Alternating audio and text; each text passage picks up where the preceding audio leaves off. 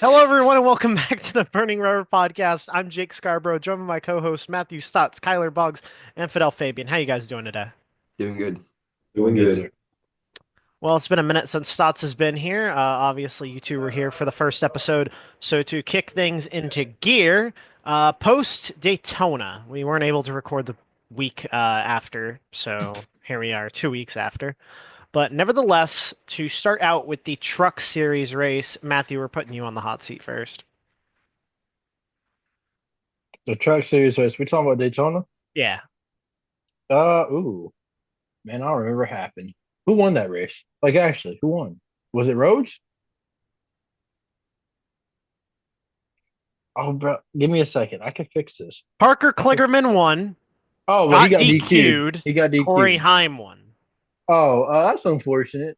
Uh, I thought the race was good. Other than the turn four, the bumps or something. The bumps are really bad for the Yeah. trucks. That was odd. Um, it was good, I guess. The ending. I feel bad for Parker, man.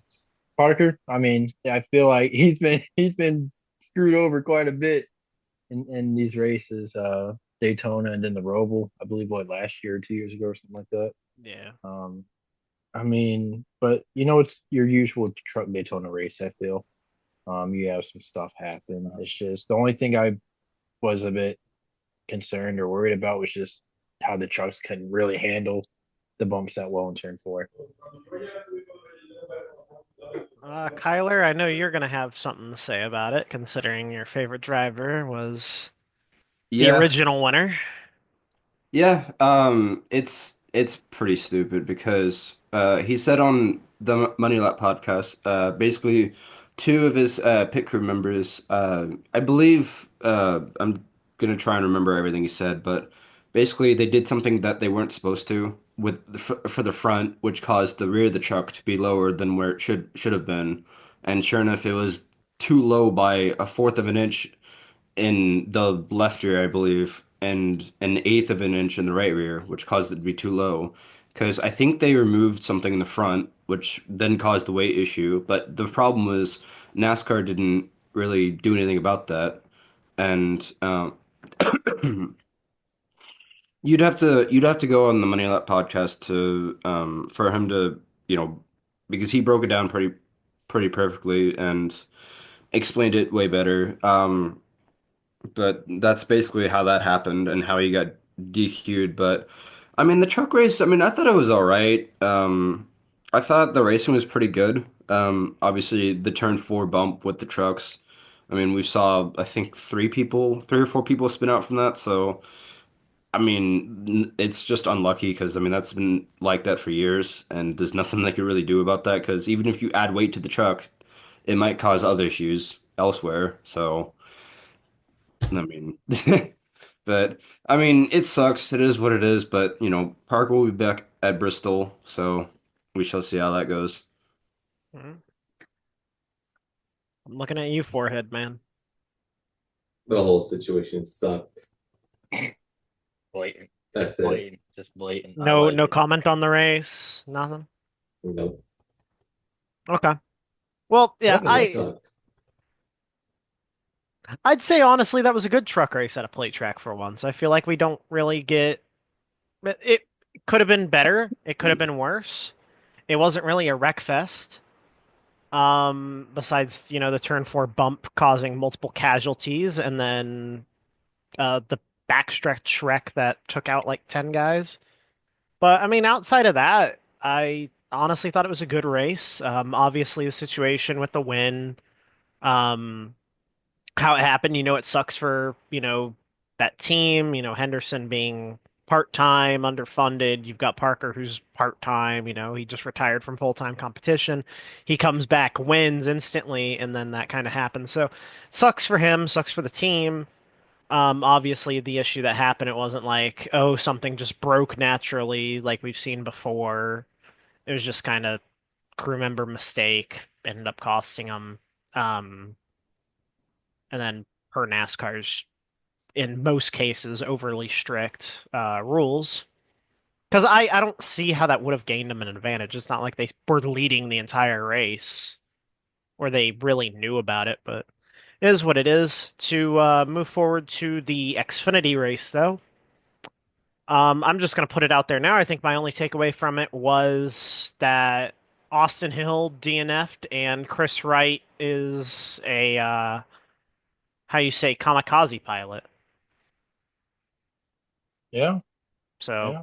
Stotts, if you have any input. Um, yeah. I'm looking at the results here, just trying to see what I can remember from this. You know, if one RCR car doesn't win, then the other does. So I Unless you're mean, Sheldon Creed. unless you're Sheldon Creed, that's right. I mean, I'm not.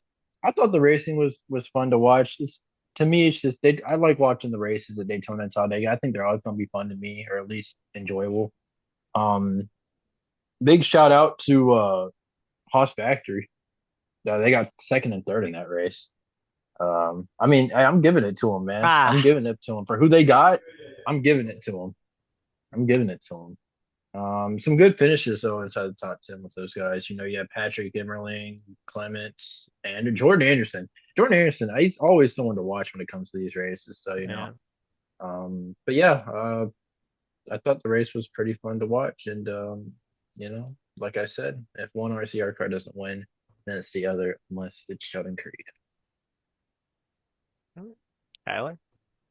Yeah, I mean, I thought it was a pretty fun race. Obviously the incident with, you know, um, the brakes failing on that car, but still, still flying into the pit lane at 120 at Well, they least. addressed it wasn't a brake failure. Well, that's what they said on the Yeah. broadcast. It was. Chris Wright went in his interview I and forgot. said, "Oh yeah, the brakes were fading," and then proceeded to say twice that it was a miscommunication with the spotter, It sounds which like I'm a not driver not wanting to sure. own up to it. That's what it sounds like. It's just a Yeah. driver not And wanting to own even up to a then, you mistake. could see where he starts braking. He starts braking at the last damn second. I mean, I assume what had happened is that, Chris Wright was planning to pit with the others. As he's braking, Spotter's like, oh no, stay out, stay out, stay out, or something like that. I assume that's what the communication was between them. If he's saying that's a miscommunication, and then obviously, it's too late. But I mean, underfunded car activities, I don't know. Yeah. But it's Chris Wright, so I mean, who knows? But Yeah. other than that, I thought the race was fine. I mean. Yeah, I mean, I'm not surprised to see Jesse Love win. I mean, you know, him and Austin Hill obviously have something going on at the plate tracks that everyone else can't figure out. But yeah, I thought it was a pretty good race overall. But yeah, I will refrain from saying anything about Chris Wright. I plan to apply for a job there for his team. That's it. I got nothing else. What about One, the race, one, bro? nope. I'm starting to see the trend that Fidel's going to have for the rest of this recording. Man. Moving on to the Cup race, Daytona 500. Oh, Stotts, back to you for this. that was fun. I thought that was really fun. Like actually, like I mean, we were running three wide for a good bit, not wrecking, and I mean, I thought that was entertaining. I mean, the first two stages entertaining, and then um the third stage where we looked like we were gonna have some fuel saving to split the stage or whatever, the end of the stage, and then it turned out someone spun whoever it was or debris or something. It kind of, made everyone go flat out really. And I hope y'all don't hear my dogs, but I do. I really do apologize. I can't shut her up like I want to. But nah, that was really good. And then the end of the race, I believe. First of all, who was it that wrecked Bell? Who wrecked Bell there near the not the last caution, coming to the Cole Custer. whole caution. Oh, that menace to society right there. I tell you, man. Old Papa or whatever it is, whatever relative you And got up his there dad and got runs him the up there. team. Old Papa got him that ride. I tell you, I don't mean to hate, but gosh, he really displayed his lack of awareness, I believe, there Yeah. near the end of the race, which caused some unfortunate wrecks. But while I have the chance, I am going to enjoy this moment. Legacy Motorsports, top fives, two. Motor Club. They got clubs, whatever. Who cares? The top fives, bro. I don't care. Two top fives. And Justin Allgaier got nice. I thought that was an interesting thing to see for a junior motorsports car. Maybe something happens there again next year, but maybe long term. So something to look into. There's a initiation happening in Fidel's house, judging by the background noise. Kyler, to you though. Yeah, I'm probably the only one that's gonna be saying this. I wasn't really a fan of the constant three wide because it just seemed like no one was really going anywhere and you couldn't do anything. And I know it sounds probably crazy to say that, but it's one thing to go three wide and make moves and pass people and stuff, but it was literally you literally just couldn't go anywhere because the next gen car doesn't allow you to get out far ahead of everyone, um, like you should in order to make moves and passes and stuff. So it just seemed weird to be honest, with the three wide and everything. And I didn't really like that. Other than that, the racing was fine to me at least. But later on in the race, I mean, I'm gonna say this right now, they gotta get rid of that underbody. And I'm gonna continue saying that. Because the way that Priest got airborne, that should not have happened. And um, I'm gonna be honest, I mean, NASCAR is probably looking at that and seeing what they could do, but they gotta strip the They're not. underbody. Let's be real, they're not. I know they're not, but they've got to do something because the cars get airborne way too easily. I mean, it's happened to every play race, and it's getting to the point where, you know, it'll be a surprise if a car doesn't go airborne because I mean, Josh Berry flipped over last year at Daytona. Same, Cindric almost got up in the air in that same wreck. McDowell got in the air and almost went in the fence when Yeah. that shouldn't even have We've happened. had Burton flip. We've had Preece Yeah, last Harrison year. Burton blowing over in the first race the next gen at Daytona. Well, Yeah. points race but my point still stands. However, weirdly enough, it hasn't happened at Talladega, from my knowledge, which is weird, but I don't know. I know that Corey LaJoy flipped, but that was really just a That matter was of at Michigan, though. well, I'm talking about Talladega where they Uh, all just piled into the wall with each other. uh, So that wasn't really a blowover type of wreck, but yeah. you could go back and see any car wreck with an underbody that's flat, IndyCar, IMSA, WEC, Mark Webber's sports car crash from Le Mans, that has an underbody that went flying up in the air, and Mark Webber again in F1 at Valencia in 2010, with him and I believe it was Kovalainen. He crashed and he goes flying up in the air because his crash at Valencia and Priest's crash are they take off in the same exact way. The reason why you know it's it's just annoying to see with how easy it is for the next gen to get air because it's pissing me off because at some point someone is gonna get extremely hurt from these flips because Priest said himself that that crash felt worse than his Daytona crash in 2023. And if you were to show a like non-racing fan or whatever and ask them, "Oh, which one's worse?" They'll obviously say Priest's 23 crash with him barreling 12 times.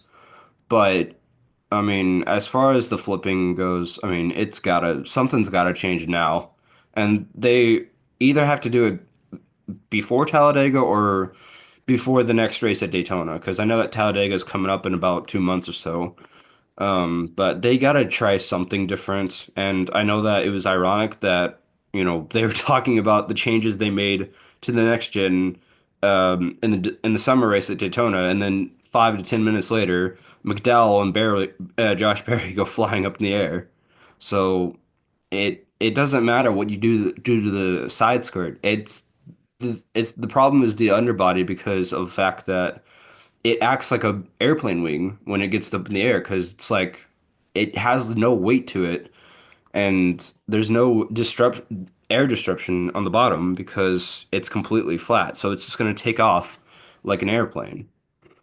So something has to change as far as that goes. And as far as the caution, I mean, I know that we'll talk about that later on as well, but I mean, it's stuff's got to change. That's all I'm gonna say about this race for the 500. It was embarrassing to say the least. Fidel?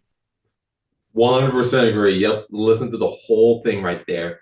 Long story short, remove the flat part of the bottom of the next gen car and I don't know. No more if there should be or should not be a yellow the white flag of a plate race. That's about it. Well, I know you're lying through your teeth, Fidel, because when I was saying it during the race about how three wide constantly is not entertaining, you were okay. You were not happy with my statement on that.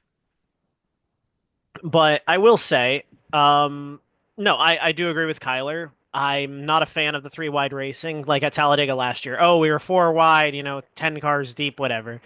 That's not entertaining to me. It's you're stuck there. You're hard locked in three, four wide. I don't. It's cool to see for a couple laps, but seeing 150 laps like that, just there's nothing cool about it to me. Can't make passes. You're just stuck. That's why the tandem drafting era, I will still die on this hill, is the best era of plate racing. Because you had to work together, you had to make moves. If you're making three wide moves, you're making three wide moves. You're not just gridlocked there. I will agree, we need to get rid of the flat underbody, though. That is causing multiple flips, but as I already said, NASCAR is probably not going to do shit about it, at least for the foreseeable future. They're probably not even looking at it. They're too busy asking AI how to adjust the playoff format. So, with that being said, moving on to Atlanta, though, I feel like there's not really that much to cover because it's similar to last year's, at least with trucks. Kyle Busch won the truck race. Whoop-de-doo. I don't. Does anyone else have anything to say about that? Not really. I didn't really watch it at all. I watched literally the last lap because that's when I got out of school. But I mean, yeah. And I saw Stott shaking his head. No, Fidel, do you have anything to say? Of course he does. It was a Freaking Kyle Kyle Busch one Busch. in Of course. There trucks. you go. There you go. That's Oh, good. yeah, that means he's going winless in Cup again. Um, Xfinity, Austin Hill wins. Whoop-de-doo. Oh yeah, Typical yeah. Xfinity plate race. Anyone have a comment on that? Yes, no, maybe Yes, so. I will say Oh, something about that. That was ridiculous that they let them race to the Oh line. no. Because well, to be fair, NASCAR made the statement the following day telling the Cup guys, hey, that wasn't supposed to happen, so expect a I caution in mean that scenario. I mean yeah, but it's like I mean you're a motorsports association. You should not be making mistakes like that because I don't know if any of you watching noticed, but before they cut the camera to Austin Hill in turn three, there was someone coming down the track about to nail two other cars. And so and they probably did nail them because, I mean, unless there's clips on Twitter, you're not gonna find that incident, which is probably exactly why they cut it because they cut the camera right before they were gonna hit them. And I mean, you have cars wrecking all over the track, and I mean, letting them race back to the line is just gonna create even more controversy because, I know it's something, we're gonna talk about in a second, but which I'm gonna add on a lot about, but you can't be like, oh well, that isn't supposed to happen. It's like, in my opinion, it's just like if there's a crash on the last lap, just throw it. Who cares? Like because nine times out of the ten, the person leading on the white flag and the person leading on the white flag lap, and if there's a crash, the same person's gonna be winning anyways. Like that wasn't gonna like throwing a caution or not, that was not gonna change the outcome of Austin Hill losing the race or not. So that's my entire thing about it, and I'll touch more about that in a second when we talk about the cautions and stuff. But I mean, you can't be doing those mistakes and stuff. You can't be like, oh, well, we messed up again. It's like this has been going on for years. Like Yeah. something's got to change. But that's pretty much all I have to add is for that as well. Fidel, anything on the Xfinity race? I got nothing, and my dad's still yapping. All right. Well, moving on to the Cup race. Um, I don't even think I watched the Cup race. Matthew, did you? Oh, yes, I did. I did Okay. watch the cup race. Um, I watched it, but I can't remember much, of course. All I remember is Carson Hocevar spinning. Who was it? Ryan Blaney spinning Blaney. Yeah. Trying to think of any outrageous things. I don't know if it was ever mentioned at on the broadcast booth. That's not much of a big deal, but maybe something to consider looking into. Maybe like, if it gets worse. The blocking.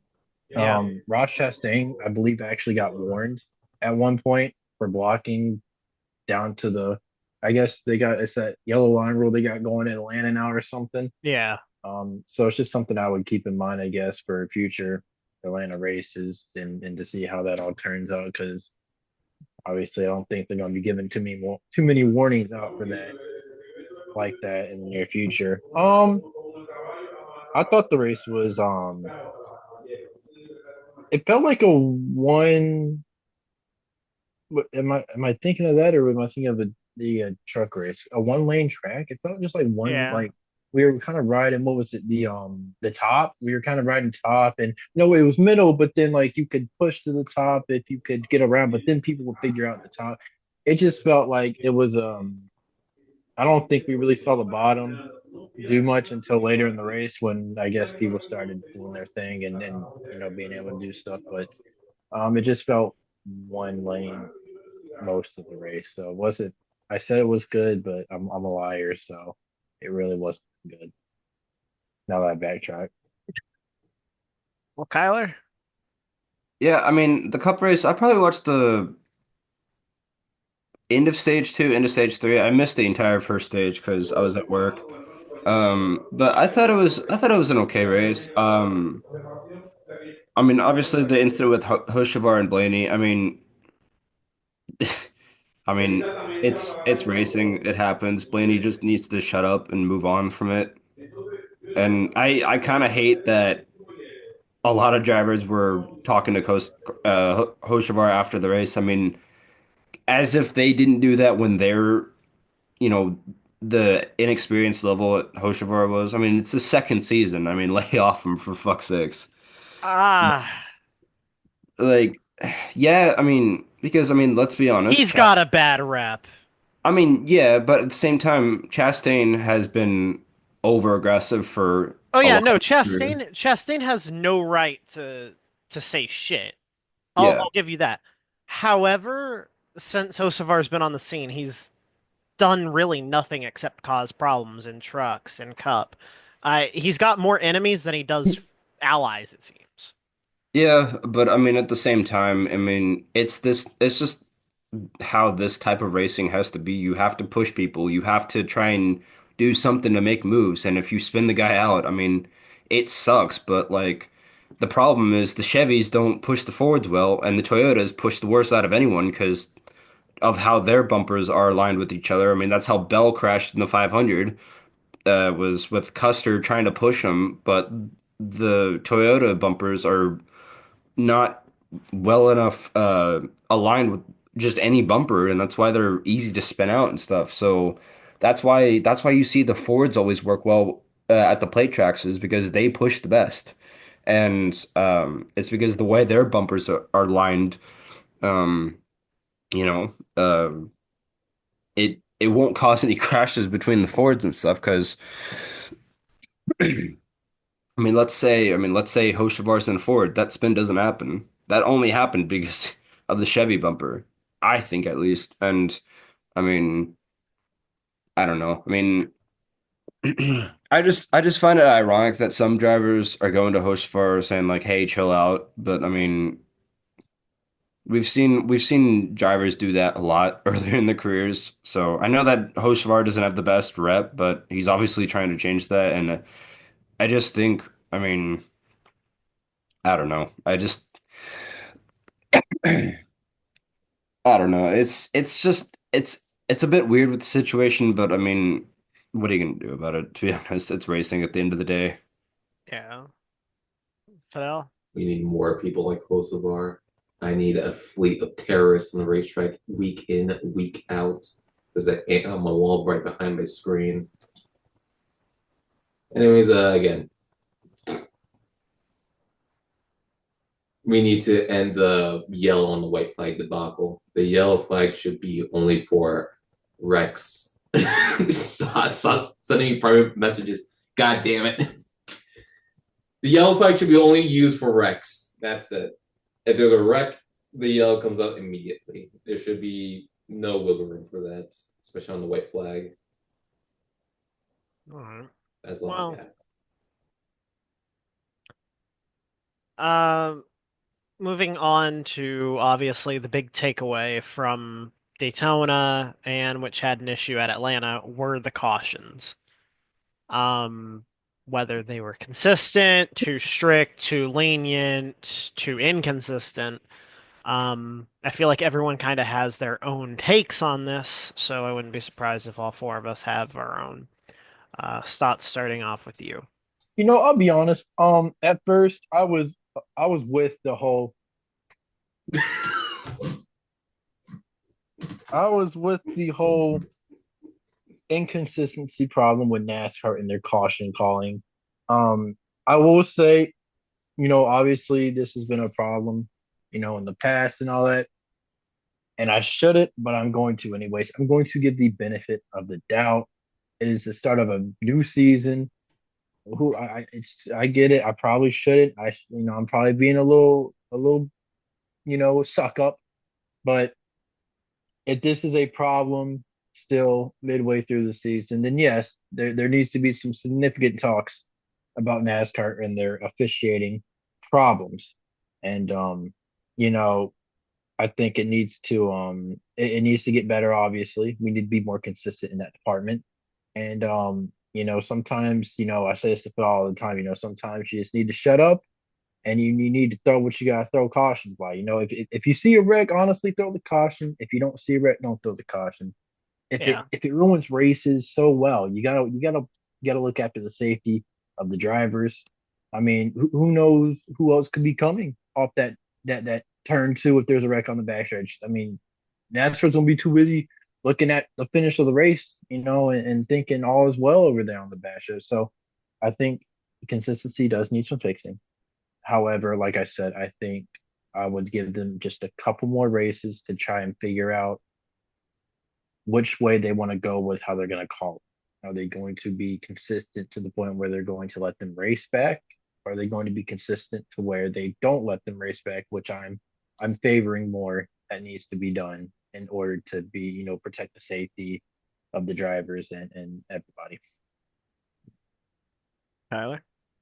Yeah, I mean, I agree, but I mean, I'll say this again. I know I briefly touched on it a couple minutes ago, but if there's a yellow or if there's a crash in the last lap in the race, throw the yellow. Because, like I said before, 9 times out of the 10, person leading at the white is going to win the race regardless. And I know this may sound crazy, but the caution should have came out at the end of the 2020 Daytona 500 because Hamlin was leading at the point that Chase Elliott spun, and Hamlin won the race under green anyways. So the only difference is Newman wouldn't have flipped over. So there's that. There's a lot that can be prevented by throwing the yellow on the last lap. And yes, it's gonna make people upset, but you just gotta have to deal with it. I mean, you just have to deal with it. I mean, people are gonna have, and the only reason why NASCAR let them race back in the 500 is because they were so mad at NASCAR for throwing the yellow 2 feet before the line in the duel race, which prevented Eric Jones from winning that duel. And that was understandable because throwing the yellow or letting them race back wouldn't have made a difference in the duel race. But But as far as letting them race back at the 500, I thought that was ridiculous because if you watch them coming to the white flag and stuff, you could see 3 to 4 cars that are broken away from the pack that are a couple seconds back from them. And when that wreck is happening, if there's not a yellow flag, those 4 cars are trying to get through that wreck as fast as they can so they can get the best finish possible. So, um, so I just think, I just think that it's pretty stupid on NASCAR's part. I mean, you're the most popular motorsport in America, making decisions that shouldn't be happening. So, um, um, it's gotta get better. And as far as the Atlanta caution with Josh Berry spinning, that was necessary because he was spinning in the middle of the track in front of 20 plus cars. That needed to happen. Yeah. And who cares if it screwed Hocevar out of a win or something? It doesn't matter. Like you got to throw the yellow when there's a crash. And I think NASCAR did a good job with the Atlanta caution. Obviously, the only reason why people got mad about it is because Hocevar didn't win. So, that's my take on it. But Yeah. I guess in the end, there's a lot you can prevent by throwing the yellow because not throwing the yellow is just going to cause more stupid stuff. Because it's like, oh, hey, there's no yellow. Let's just do whatever we want on the last lap and just see what happens. And it's just gonna cause even more worse wrecks potentially. I mean, it caused Newman's flip in 2020. So, that's just my take on it. If there's a yellow on the last, or if there's a crash on the last lap, you gotta throw the yellow immediately. So, I that's agree. my take on it. I agree. Fidel, you better say more than like 10 words this time, I swear. We ain't got no facial hair. Eh. Okay, I can't help it. I'm thirsty. What? The camera's trying to rat him out. Uh, I just Hey, gotta get a swig in you, Phil. Okay, Fabian, you Fidel. gotta say something about. Listen, I think I already said my piece. The yellow flag should be only displayed for danger on the racetrack.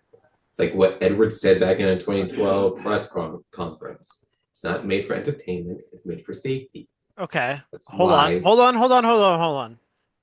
Does that mean you agree to there being a caution during the Xfinity and Truck Daytona race and the Atlanta Cup race? yeah. Okay, Beautiful. I'm glad we all got that. okay. So Glad we we're all all feel in that way. agreement. Yeah, yeah. Okay, That's what it sounds like. Thankfully, we're because all in agreement. thankfully, yeah, because I'm gonna say it. I love giving Brett Bodine shit.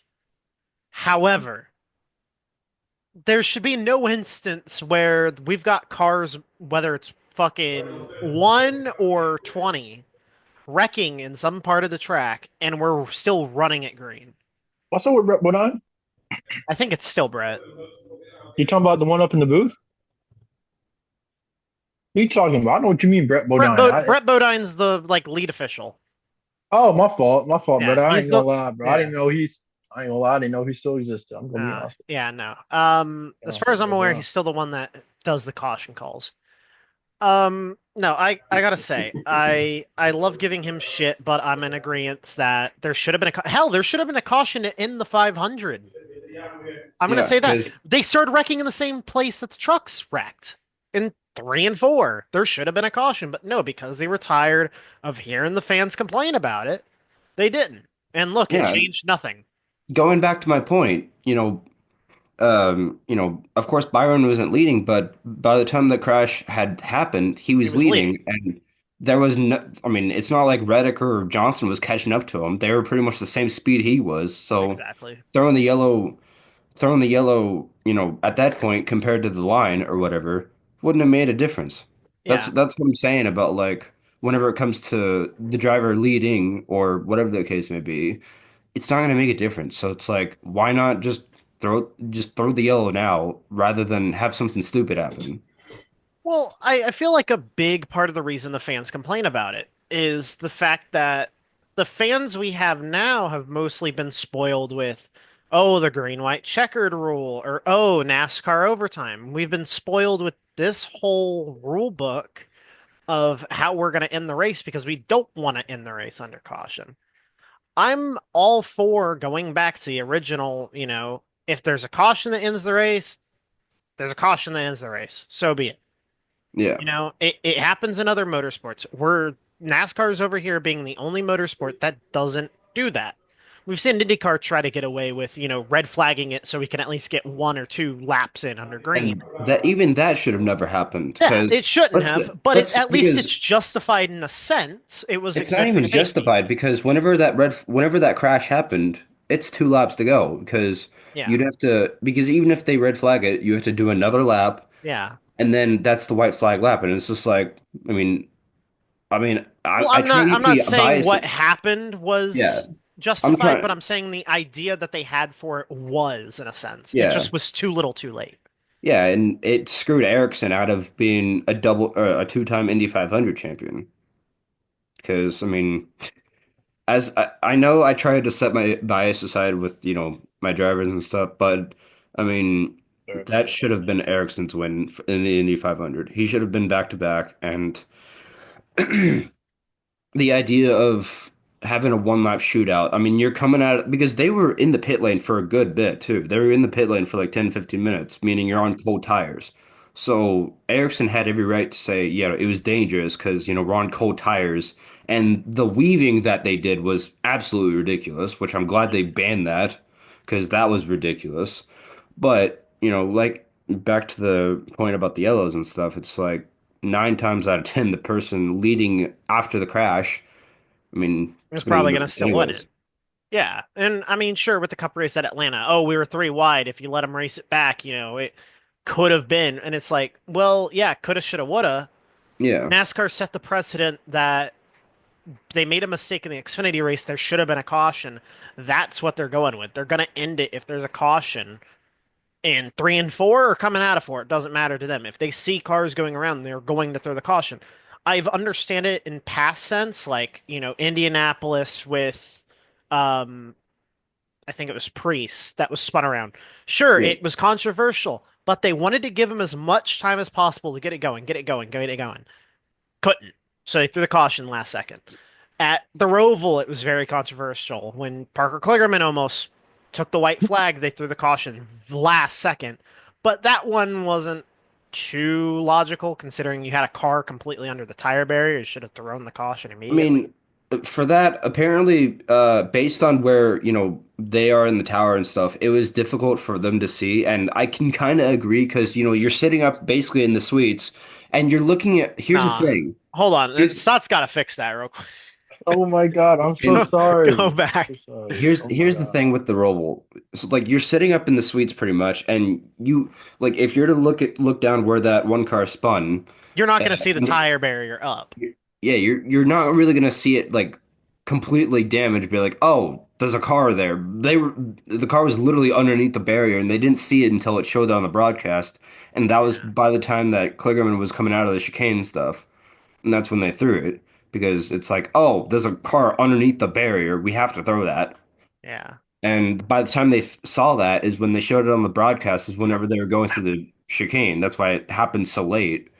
Is because sure it happened a lot earlier, but the problem is that you can't really see that based on the angle of the corner because the I think the pylon is right in front of that anyways. Yeah.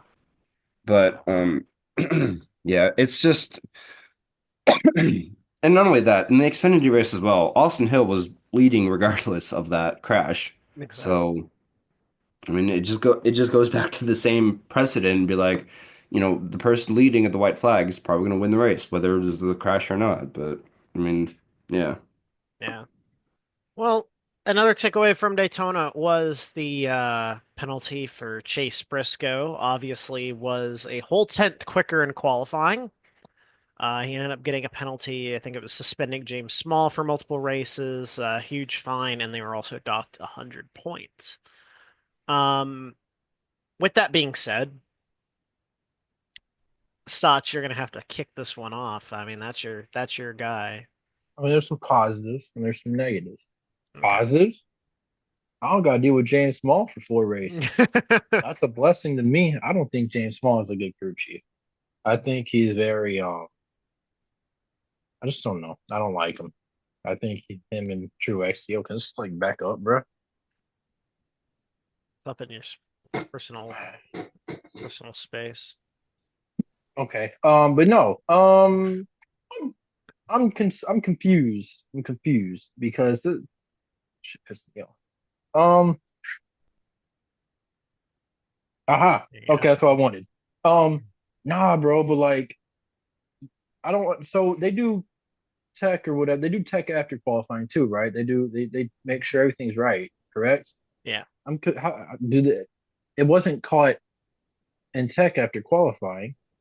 I Well, mean, like from that's why what I'm I confused. understand, it was It an was the rear R&D thing. spoiler. Yeah, well, from Oh, what I R and understand, D. it was That's right. That's R&D. right. So That's that's right. why they That's right. caught it after the I don't know. 500. And yeah, the rear spoiler would like flex. I mean, I'm high key pissed because this is the second year I've had to deal with this. This happened in 2023, and now I've Yeah. got to. Thankfully, he's on a much better team that can probably, hopefully, it should be able to at Win least get next him in the week. top 16. I mean, win, cool, that'd be great. A win would be amazing, but I think he could still point his way in. Truthfully, maybe Yeah. like Oh get like yeah. 14, 13 C. Who knows? That just it's just annoying that I've had to. This is just the second time that he's had to put up with this. One was, obviously Stuart Haas in 2023.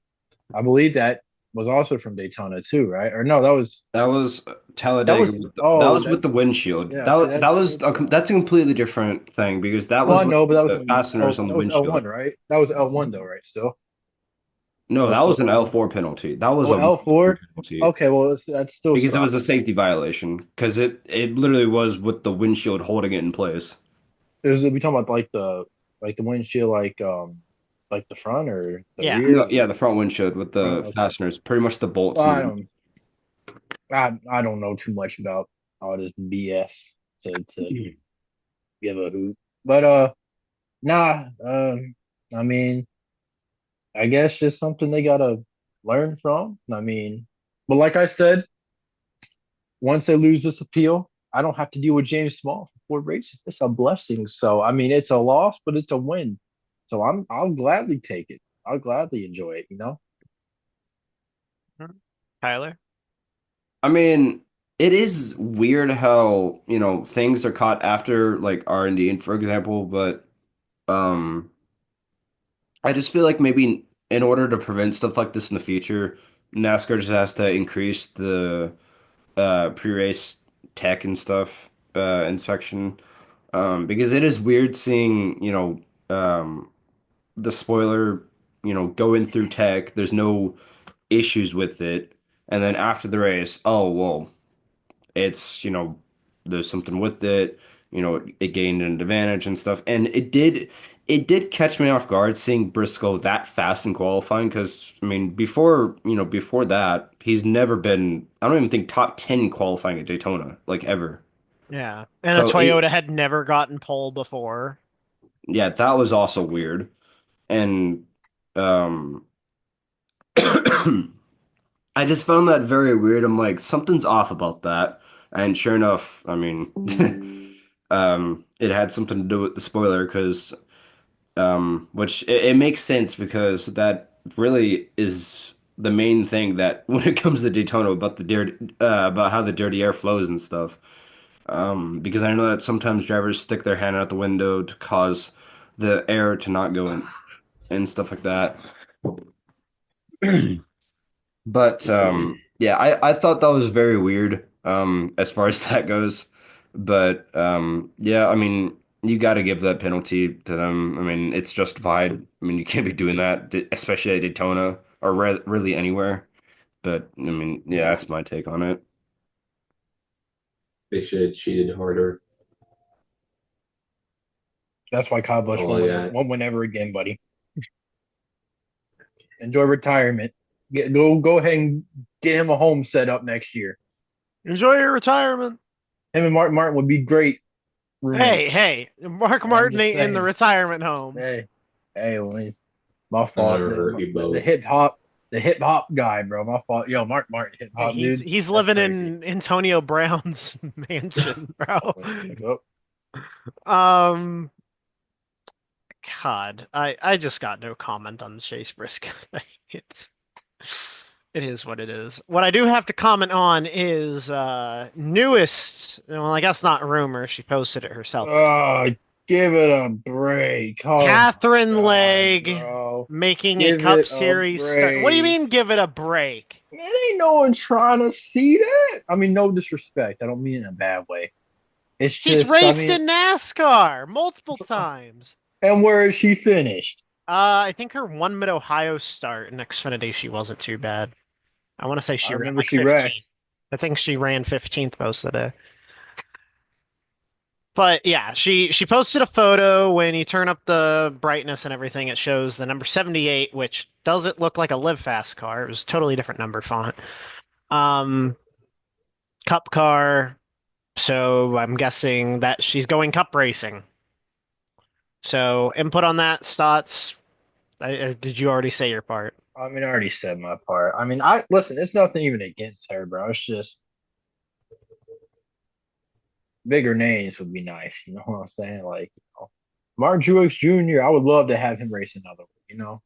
No, it'd be nice, you know. It's not like I said, nothing against her. I guess, it'll be her first next year, her first cup race, right? Yeah. Correct? First cup race. So okay, so maybe I shouldn't be too harsh so early, but I don't know. She's never been in the next gen. I'm sure she's trying to get some laps in on the simulator and all that. But what track? We don't know, do we? We don't No, know. she just We don't posted know. a photo of the car. I can only assume it's a road course, right? Probably. Okay, so if it's a road course, that's great. I mean, if she's surprised, I hope she surprises people. I really do, including myself. I'm not preying on her downfall, as though it sounded like it.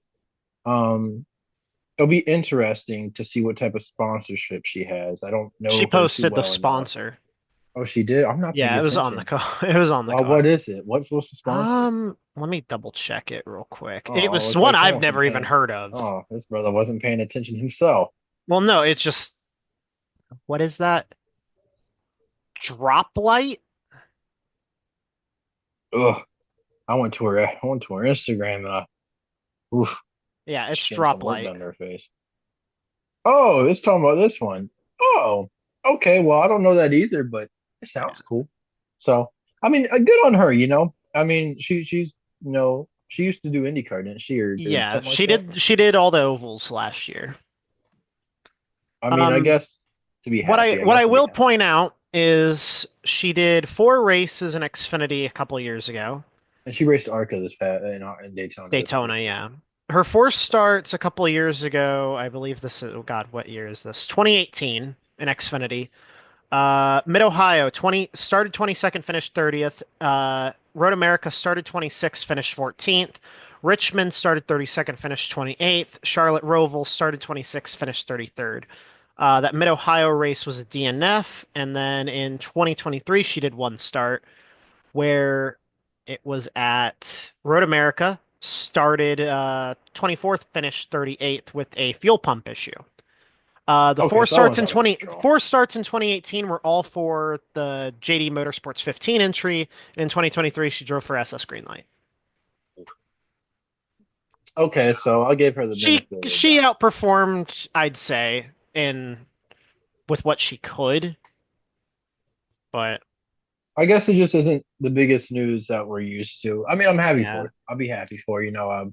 Hope all goes well. I'm assuming she's going to be running a road course race. So whether that's Watkins Glen, Sonoma, I would assume Sonoma. That would be my guess right there. Would be I'm Sonoma. gonna say it's gonna be Chicago. Chicago. Oh, I forgot about the street course. Yeah, I didn't even think I about mean, that. she Oh my comes from God. IMSA too, so that's just my assumption. Like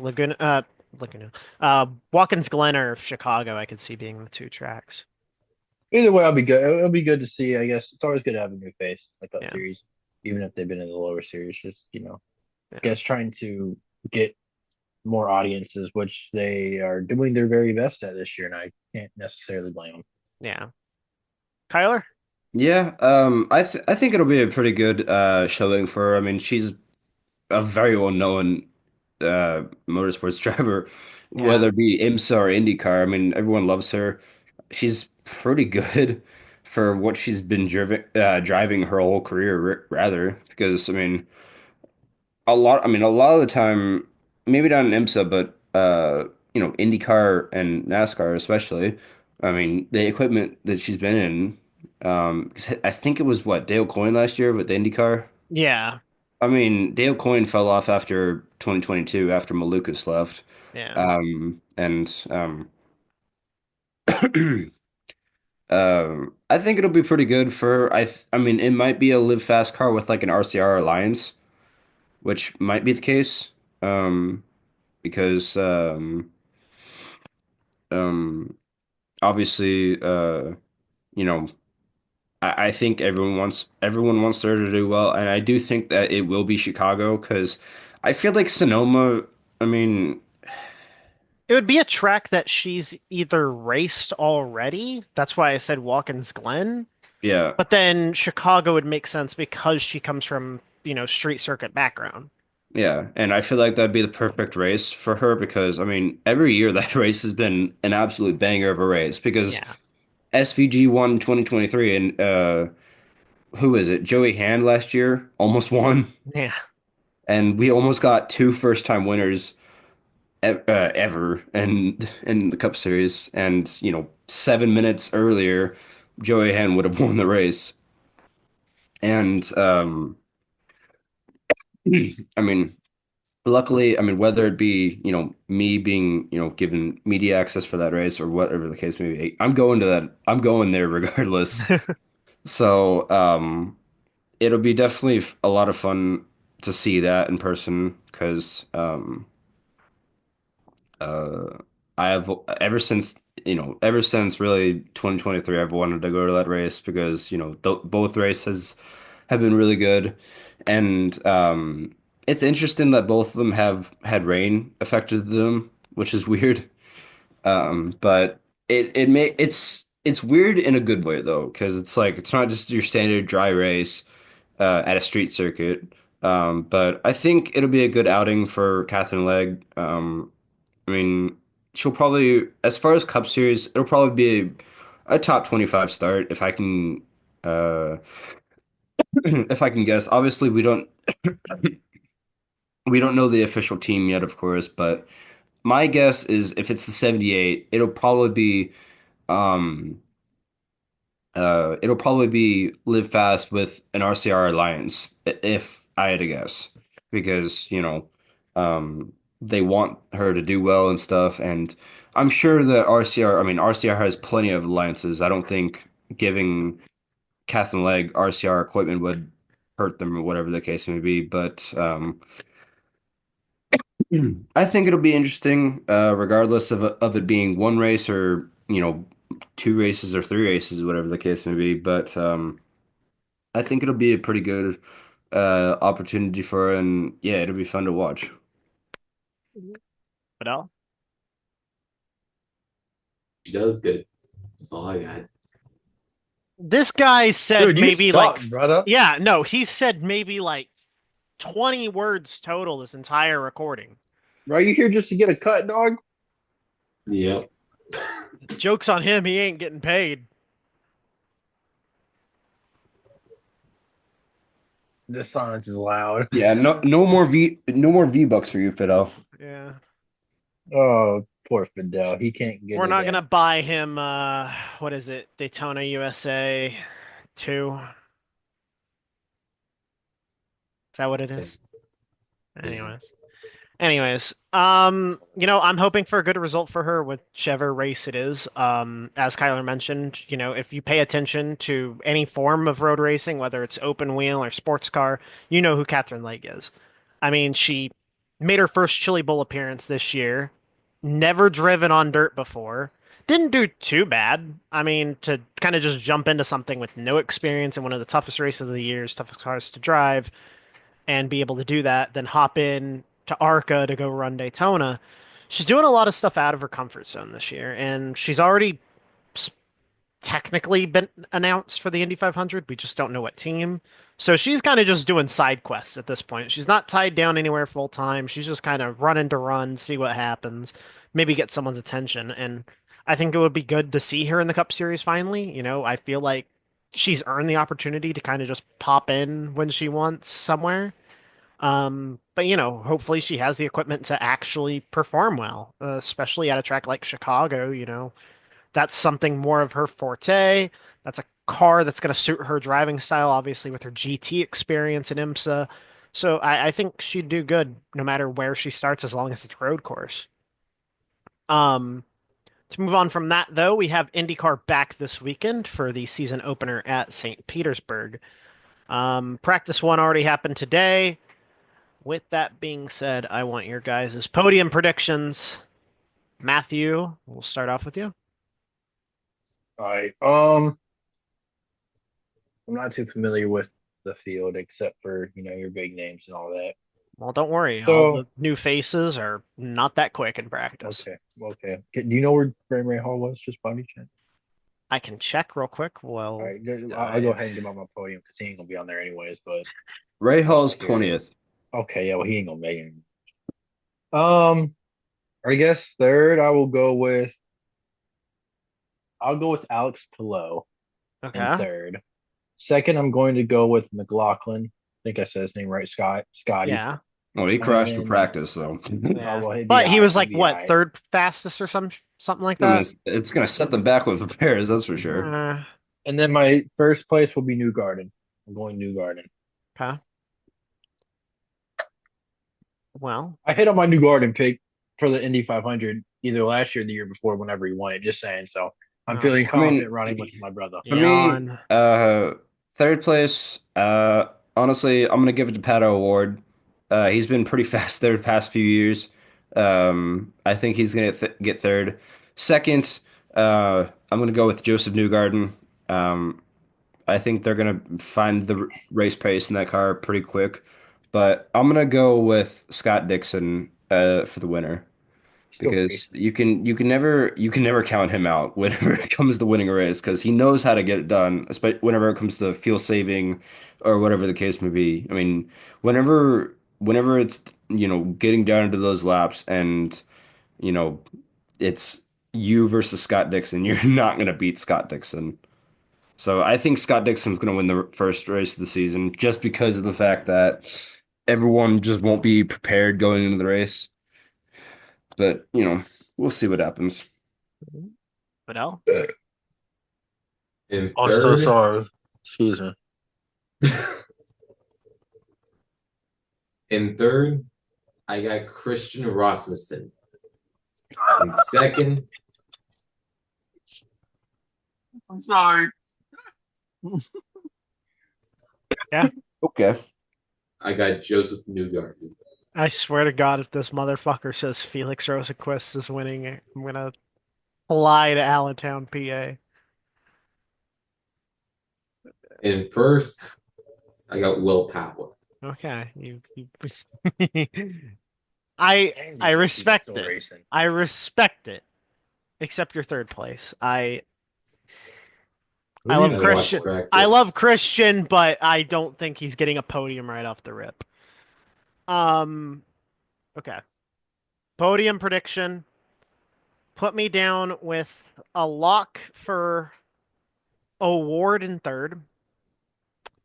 Give me Christian Lundgaard second, and give me a Scott McLaughlin win. Okay, we all got different winners, So right? two Aero McLaren cars on the podium. Nolan Siegel doesn't look quick still. Scott McLaughlin winning another St. Pete race. That's my lock-in. Um, Respectable. G. I to forgot move, about Lundgaard. I forgot about him, man. yeah, and now he's in good equipment. Yeah, You guys lost him. we didn't lose Now, him. now you guys have rookie Louis Foster, who To be doesn't look. fair, Louis Foster's not that bad. Oh no, Well, he's he's not that racing for bad. Graham Ray However, he Hall's team, he so doesn't or look Bobby that Ray quick, Hall. but that's probably So an ROL issue. And then also you have Devlin DeFrancesco. Yeah, that cornball. Have fun, Matthew. Your team's gonna have That's all some right, man. I issues. mean, I don't got much to cheer for anymore in this world. Every Oh, team I cheer for in sports sucks. oh. I'm really Well, going to chase to get off perspective a the rest of dark my life. side, Xfinity Coda. Who's winning? Zillich. Oh wait, trucks. We got trucks, bro. We got trucks right There's now. no trucks. Is it not? It's tonight at Las No, Vegas. Aren't they not at Las Vegas? What? not until the 14th. I'm my fault, champ. It's weird because last year they were at Coda. This year they're not, which I found very My weird. Because fault. they got That's not on me. Lime Rock, that's why. That's on And me. we also got Oh, the that's Charlotte right. Roval. But even then, though, I just found that a little bit strange. Okay, well I'm going with Village. Xfinity Village. I'm gonna go with Okay. them. It's obvious. Okay. Honestly, let's see. I mean, as much as I want to go with the obvious choice and pick Village, I think it's gonna be William Byron Okay. because his road course racing has improved by a lot, especially in Xfinity, and with given how things went last year. I wouldn't be surprised if Byron is in the right place at the right time again to take a win. But it'll be interesting to see how everything plays out. However, it is weird that Chastain's in a junior motorsports car. I find that That threw weird. me off. That did throw But me off. I literally had to confirm if it was Junior Motorsports car or not. but I think Byron's gonna get it done in Xfinity. Fidel, you put Zilich on the sheet, so I'm just gonna assume you're gonna say that. Yep. Okay. I put it on my sheet. I'm going with the prediction I put down. Ross Chastain in the nine You able car. to pop mine? You able to like put mine down for me? My hands don't You've work. had a tab. I know, but my hands just don't work. Oh, you don't want to fill it. You don't want to fill in your picks.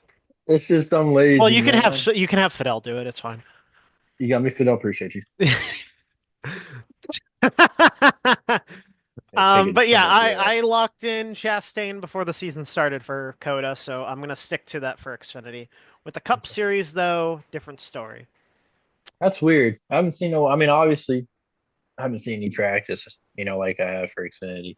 Yeah. Obviously Zilich is in this race. You can never count him out. Obviously, I mean, even I don't care if it's his first start. I could care less. I could care this. Ah, Oh, this a road course, bro. It's a road course. This dude know what he doing, He ain't bro. got cup experience I with don't taking give a spaces sh- I in though. don't give a damn. I So don't know. I don't.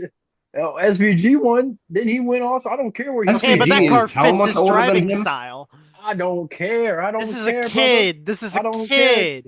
And this kid SVG came whooped from up this Xfinity's supercars. ass Ah, last year. he's I a don't want to hear damn this. kid. He's not I gonna don't know want to how to hear all drive this, this thing. bro. I I don't don't want to get me hear all wrong. this. Don't get me wrong. I don't even see him finishing top 10. It could easily happen, but I'm not saying he's winning this cup race. Bro, I don't y'all see just, it at oh all. my If good. he I'm not wins the saying he's cup gonna win. race, if he wins the cup race, I will apologize. I'm not picking him to win. I'm just saying you can't count him out. I didn't say he's gonna win. I just I'm said don't counting count him him out. out for the cup race. Okay, well you can take this one and shove it out. Okay. Oh, Now, okay. We this is talking what I'm big. saying. Okay, this is SVG. I'm going with SVG. I'm picking him to win. Okay, easy pick. There you go. Easy pick. Yeah, those should be an easy one too. I am not going with this SVG. I'm going with Kyle Larson Oh my goodness. I because can understand it. last year it was Allmendinger, SVG, and Larson racing for the win at Coda, and Larson was won that race from SVG and Allmendinger beating the doors off each other, and Larson has improved on his road course racing just like Byard and stuff. So Well, Larson's got what, fourth most wins in road courses in Cup? yes, Because it's Gordon, Tony, Elliott, Larson. yes. Yeah. Oh, And if he's already improving on those road course skills, you know it's bad. So I could definitely see Larson win, but I wouldn't be surprised to see Allmendinger up there. However, I just think Colleague's cup equipment is just not that great anymore. Ever Okay. since going to the next gen, because I mean, in 2021 they were pretty solid, but ever since the next gen, It was when they went full time. That was the their cup downfall. equipment has not been great, to be honest. I mean, they Yeah. were pretty good in 2023 because Allmendinger got a couple of top fives. But that Homestead was a was one of them. part-time No, that car, was full technically. time. Well, it was a full-time car, but they're putting them in part-time now. Yeah, but I mean, it's weird. I mean, because I know that colleague used to be really good a couple years ago. I Pretty still much think rapid. RCR just stopped funding them. I think that's a huge thing. Yeah. I think RCR stopped liking getting shown out at fucking plate tracks, and they had an issue with that. Yeah, because before that, I mean, it was Colleague dominance with Haley, Chastain, Jeb Burton, I think it was, and Allmendinger. I Yeah. mean, you were literally not, because the weird thing is, after that ended, RCR started dominating again with Austin Hill and Jesse Love. Yeah. So it's a weird pattern to see, but I just think that as much as I want to see Allmendinger up there in the top five competing for a win, I just don't think it's gonna happen just because of the equipment. And Allmendinger is getting up there in age. I don't like to say that because you know that because a lot of the time that doesn't really apply, especially in NASCAR. But I mean, Allmendinger is getting up there in age because he's 43, I think. Yeah. And he's a dad now. He's probably on the last part of his career. I wouldn't be Yeah. surprised if this is his last year. I've been saying that for 2 years, though, so. Yeah, but I mean, it's just I don't know. I also think that you know the decision of Colleague putting him in Xfinity and Cup back and forth is also kind of messed with his confidence a little bit. Yeah. Because whenever he was full time in Xfinity, he was consistently being in the Final Four, and ever since he went back to Cup, it sort of like changed. Whenever he went back to Xfinity again and didn't really do great, Yeah. so I just think that has something to do with his confidence and stuff. But as far as that goes, I mean, yeah, I think that Larson's going to win the Cup race. But L, Busher. That could, yeah, I could see that. Okay, I'm crazy for my vote. I'm glad we're all on different pages here. I'm going Tyler Reddick. Mm, He's solid at road courses, and he's won at Coda already. I mean, different circuit, but yeah, only because It's of still, the shit show, but still. I I don't think it's gonna change much. All we really got rid of was the long ass straightaway and a hairpin. I think he'll be fine. I think I've got Reddick down. Um, Outside of that though, I think that's everything. I do know that there are slight rumors of IndyCar getting a new chassis body for 2028. Yeah, no, that's been or they confirmed it last year that they were going to try having one for 26, and then it got pushed back to 27. Okay. And now, Yeah. if it's 28 now, I'm not surprised because they're still trying to get a third engine. Well, I mean, there's rumors of it being what was it? I don't think it was I heard it was rumors of like what's it called? This Honda, of course, Chevy. I know that I know that way back then, like 2015, 16, it was there was a slight rumor of Ferrari joining IndyCar, but they were like, no. They shut I've that down pretty quick. What I've seen and heard over the past couple months is Toyota's coming back, I which I can mean, see because they're in literally everything. They may as well come back. You're back in yeah, F1, you're over in WEC, you're in NASCAR. You may as well just come back to IndyCar. I mean, yeah, but at the same time, it's just like I don't know. Toyota's been kind of weird with how they do things. Um, but I'm trying to think of the other engine supplier. I can't think of the name of it. Pray to God it's not Lotus again. No, it's not Lotus. I heard like maybe a slight rumor of Cadillac. Wasn't Cadillac just Chevy? Well, yeah, that's true. But I mean, even then, it's just like I don't know. I'd have to look at it up, but I could have sworn there was another engine manufacturer that wasn't Toyota. But as far as NASCAR goes, the other manufacturer wanted to join NASCAR because there has been rumors of a fourth manufacturer and there's been like a lot of rumors of it being Honda. I've heard what's the one going around right now? Like Dodge is coming back to trucks next year. I mean, I've been seeing a lot about that. I saw that, but it kind of died down quickly, and it's just like if that happens, I mean, we're probably gonna get another Bill Davis moment, What were which one team's the Dodge? yeah, because what I mean, well, what happened with that was Bill Davis was using Dodge engines despite being under a contract with Toyota, and they ended up getting sued and shut down. So that was great. Stotts is having fun. But other than that, What's that all about, Stotts? I don't think there's anything else. Well, with that being said, if that's everything, then thank you all for tuning in to this week's episode of the Burning Roar podcast. I'm Jake Scarborough. I'm my co-host once again. Thank you all, and we'll see you on the next one. Goodbye. I'm just whipping it around.